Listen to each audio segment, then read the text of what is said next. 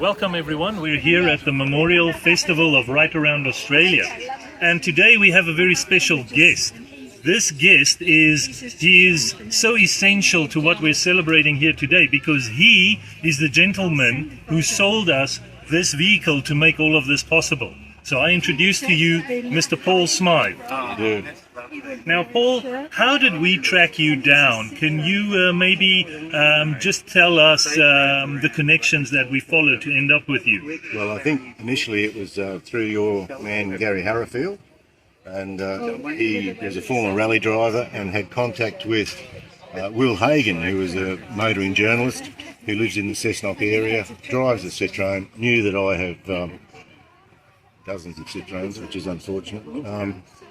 And he put Gary, I think, and Hank and the committee in touch with me. And from that point, we decided to meet where the cars were located, which was in my toy shed at Maitland, fairly big toy shed. And it went from there, and we negotiated a price. And I'll share this with the Seventh-day Adventist folk. I've got a great love for the Bible.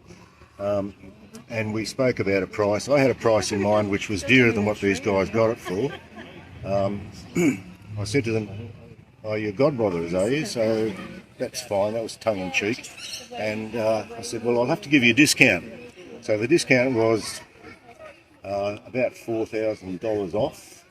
And I said to them, "How about I sell it to you for $3,000 for every book of the Gospels, or $1,000 for every disciple?" And they fell about the ground laughing. They thought this was tremendous. So that's how we set the price. They went back to the committee to get approval for it, and it all went from there. So yes, Paul, and we are very appreciative not only of you supplying the vehicle, but also being a very generous negotiator in concluding the deal. And the funding for the vehicle was made possible by one of the directors. Mr. Bob Caleb sponsored the funds for us to secure this vehicle. And then when we arrived at the, as he calls it, the toy shed, to come and collect on the day, he said, "You know what, you boys will probably need some spares to keep this one running."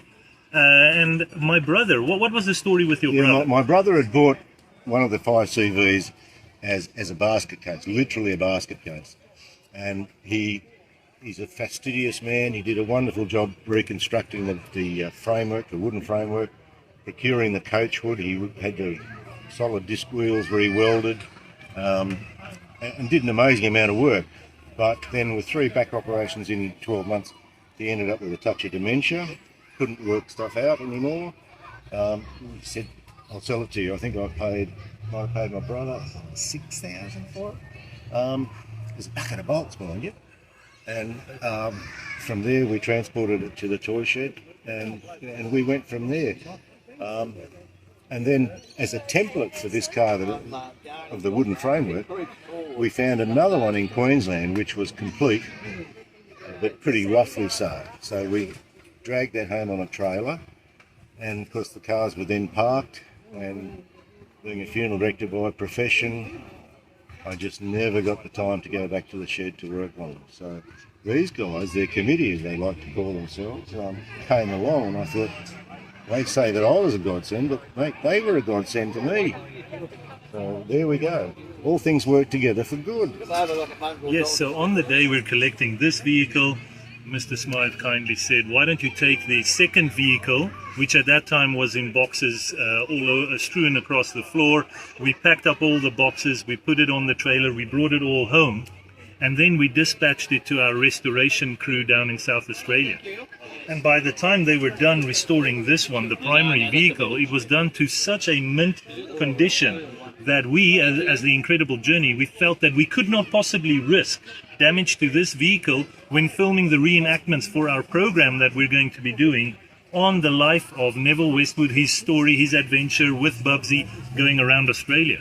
So we then looked at all the spares that we had received in the boxes, and our team in South Australia, they did it again.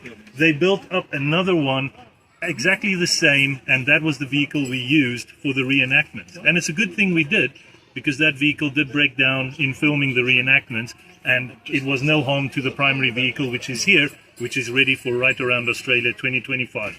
So from the incredible journey, Mr. Smythe, we just want to thank you. You were a godsend. You supplied what we needed. You were there to help us out with the price. And we got everything we needed for this wonderful opportunity to make a program to celebrate this 100-year anniversary of this pioneering event. Neville Westwood and his trusted Bubsie going around Australia. So for clarity, this is not the original vehicle. This is a vehicle that has been restored to look exactly like the vehicle that Neville Westwood drove around Australia. The original is in the museum, so you can go and check it out there. But follow us as we go around Australia at tij.tv/RAA. That is tij.tv/RAA. Thank you, Mr. Smythe. Thank you. Thanks for the privilege. Thanks, Hank.